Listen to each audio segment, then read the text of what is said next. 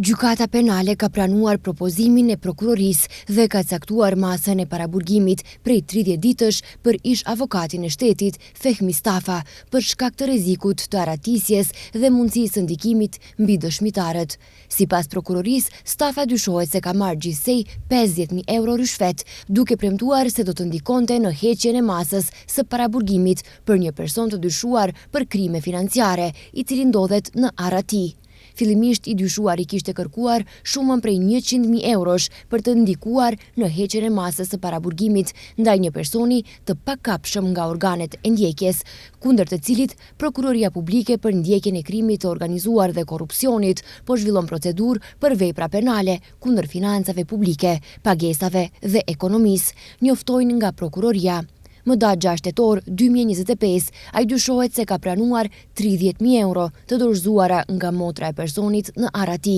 ndërsa më 13 dhjetor 2025 ka kërkuar dhe pranuar edhe 20.000 euro të tjera, të cilat sipas hetimeve ishin destinuar për t'ia dhënë një gjyqtari.